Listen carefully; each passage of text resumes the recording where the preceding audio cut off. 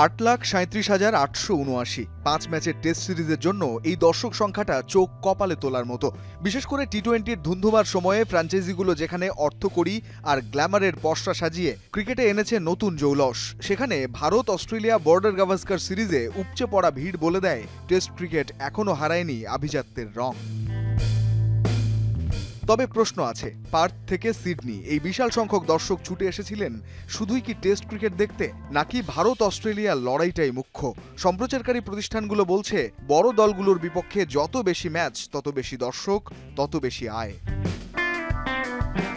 Bharat, Australia ও England ক্রিকেটের big three হিসেবে পরিচিত এই তিন দেশ নিজেদের মধ্যে আরও বেশি টেস্ট খেলতে চায়, আর তাই টেস্ট ক্রিকেটের দুই স্তরের কাঠামো চায় তিন মোড়ল। এ বিষয়ে চলতি মাসের শেষ দিকে অস্ট্রেলিয়া ও ইংল্যান্ড ক্রিকেট বোর্ডের প্রধান আইসিসি চেয়ারম্যানের সঙ্গে বৈঠকে বসবেন। খবরটি দিয়েছে সিডনি মর্নিং হেরাল্ড।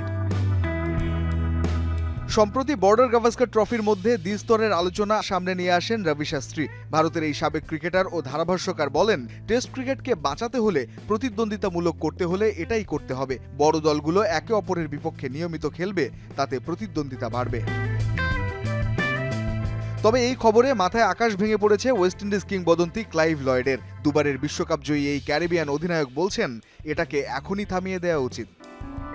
বড় বিপর্যয় হতে পারে। আমি এই খবর শুনে খুবই বিরক্ত। যেহেতু ভালো দলের বিপক্ষে খেলার সুযোগ থাকবে না, তাই নিচের স্তরের দলগুলোর উন্নতির সুযোগ থাকবে না। শুধু নিজেদের মধ্যে খেলে কিভাবে উন্নতি করবেন? টেস্ট মর্যাদা পাওয়ার জন্য কঠোর পরিশ্রম করা দলগুলো হঠাৎই নিজেদের নিচু স্তরে দেখতে পাবে। নিচের সারির দলগুলো দ্বিস্তর কাঠামোতে আর্থিকভাবে ক্ষতিগ্রস্ত হবে বলে মনে করেন লয়েড। শুধু তাই নয়, আইসিসি দ্বিস্তর নীতি চালু করলে ওয়েস্ট ইন্ডিজের ক্রিকেট ধ্বংস হয়ে যাওয়ার শঙ্কায় লয়েড। উইন্ডিজে যদি টেস্ট ক্রিকেট ইতিহাস হয়ে যায়, তবে সেটি হবে হৃদয় বিদারক। আমরা প্রায় ১০০ বছর ধরে আইসিসির অংশ।